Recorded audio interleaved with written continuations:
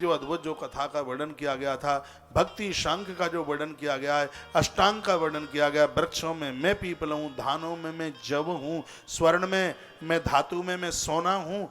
भगवान बोले ये हाथियों में एरावत और घोड़ों में उच्चश्रवा ये मेरा ही रूप है, नारियों में सतरूपा मेरा ही रूप है, मनुष्यों में मनु मुझे ही जाना जाता है।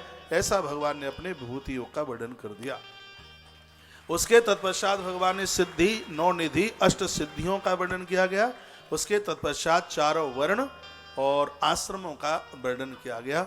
चार ही आश्रम हैं, ब्रह्मचर्य, गृहस्थ, वानप्रस्थ और संन्यास। चारों का वर्णन किया गया। चार ही वर्ण हैं, वो आपको पता है, ब्राह्मण, क्षत्रिय, वैश्य और कनिष्ठ। लेकिन सृष्टि के आरंभ में कोई भी वर्ण व्यवस्था नहीं थी। एक ही नाम से मानव मात्र को जाना जाता था, उसको कहते थे हंस।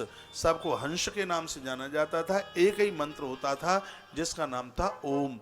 कोई भी वर्ण व्यवस्था थी नहीं।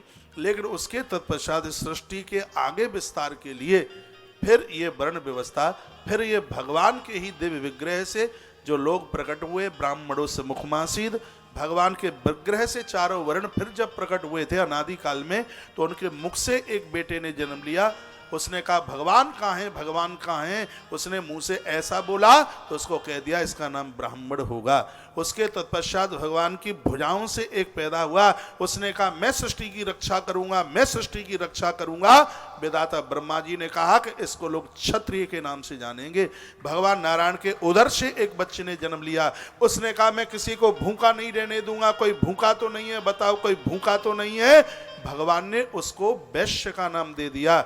उसके तत्पश्चात ठाकुर जी के चरणों से एक बच्चे ने जन्म लिया और उसने कहा कि मेरे ऊपर लाड करना, मैं तुम्हारा छोटा भाई हूं, तुम्हें दिक्कत नहीं होने दूंगा, तुम्हारी सेवा करूंगा, तुम्हारी सेवा करूंगा। भगवान ने उसको छाती से लगा लिया, कहा ये लोग मेरा, ये भगवान बोले कि ये मेरे मंदिर में दर्शन करके जितना पुण्य बेटा कमाएंगे, तू सिर्फ उस मंदिर की ध्वजा का दर्शन कर लेगा तो उतना पुण्य तुझे प्राप्त हो जाएगा। वो रोने लगा, मैं तुम्हारे चरण से पैदा हुआ हूं, मुझे कोई घृणित भाव से तो नहीं देखेगा।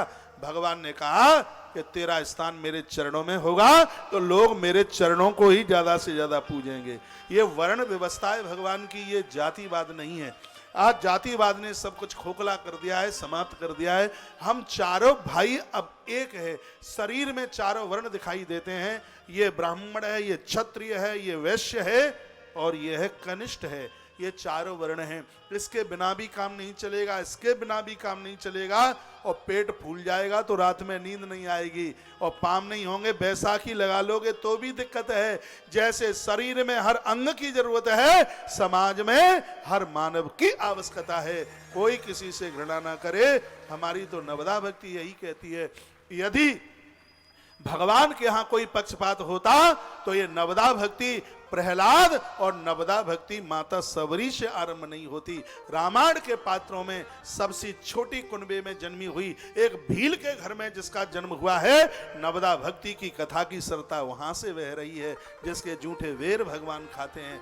आग्रह पूर्वक निवेदन करना चाहूंगा, इन कथाओं के माध्यम से हमारे अंदर भाईचारा बढ़े, एक दूसरे का आदर करें, एक दूसरे का मान करें। ब्राह्मण शिक्षक है और क्षत्रिय रक्षक है, वैश्य पोषक है और कनिष्ठ सेवक है। और जब समाज में चारों चीजें आएंगी, समाज में सिखाने वाला भी होगा, समाज में रक्षा करने वाला भी होगा, समाज में भरण पोषण करने वाला भी होगा और समाज में सेवा करने वाला भी होगा, तो उस भारत के ऊपर कोई नहीं जा पाएगा। यही भारत की संस्कृति है। जिस भारत में चारों चीजों को पहचाना गया है, शिक्षक का सम्मान है, रक्षक का आदर है, पोषक का आदर है, सेवक का आदर है। जहां महाराज गढ़ के बात कही गई है, जिस देश में चार चीज है, शिक्षा है जिस देश में, रक्षा है जिस देश में, भोजन है जिस देश में, और सेवा है जिस देश में, उसी भारत की ये चार चतुर्थ वर्ण व्यवस्था है।